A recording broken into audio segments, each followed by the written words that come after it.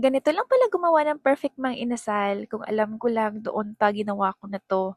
Ganito lang pala siya lutuin. Panoorin niyo para magluto rin kayo sa inyo. Hi! Good morning! And magmamarinate po ako ng manok. Gagawin kong mang inasar. Mang inasar! Ito yung imamarinate natin sa mang inasal. Mas masarap pag imamarinate muna natin bago natin isa lang sa apoy. Oyster sauce. Yung garlic. I-direct agad. Pero akin kasi ito, dahil first time ko, i-mix ko muna siya. Tapos, kalamansi. Ayan. Ang nagpapalasa sa kanya guys, itong at babango to dito sa lemon grass. May second demotion ako dito guys, yung asawa ko. Ayan. Ayan na siya. Tapos, gamitin natin yung ating mahiwagang kamay, ating massage. Kasi mamarinate natin siya guys. Para lasang-lasa yung natin. Mang inasar. Nagmarinate na ako kanina ng chicken. Ayan siya. 4 na piraso.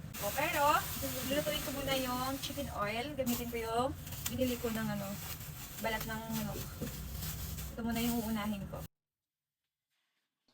Yung chicken skin muna yung lulutuin ko para makagawa ako ng chicken oil. Ganyan lang po gumawa ng chicken oil. Lalagyan ko lang yan ng atsuete. Pinainit ko na nga yung frying pan ko, tsaka nilagay ko naman yung manok na 4 na piraso. Pag lulutuin siya, hindi mo na kailangan lagyan ng mantika. Hayaan mo lang siya sa kawali. Pero kailangan, time to time, kailangan mo siyang baliktarin para hindi siya masunog. Habang nagluluto nga ako, ito namang asawa ko, panay ang kanta-kanta. Kaya natuwa naman nga ako at nakikisali na rin ako. O, pakinggan nyo rin yung ginawa namin ng asawa ko.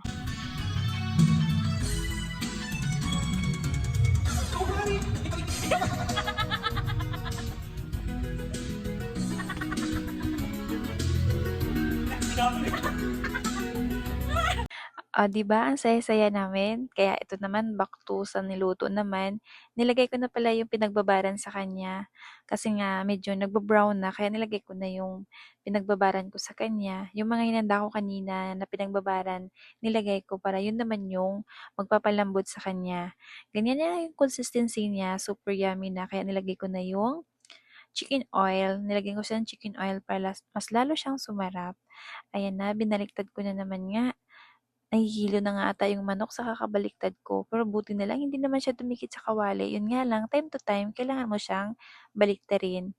Tapos alam nyo, super sarap talaga niyan guys. Kung alam ko lang na ganyan pala siya kasarap, ginawa ko na siya noon pa. Ayan, nilagyan ko na naman siya ulit ng chicken oil para mas lalo siyang gumanda. Tas, it's time to eat. Kakain na kami.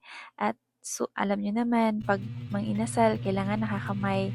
Kaya, happy eating everyone! Sana nagustuhan niyo yung ginawa kong video ngayon. At may natutunan rin kayo sa video na ginawa ko.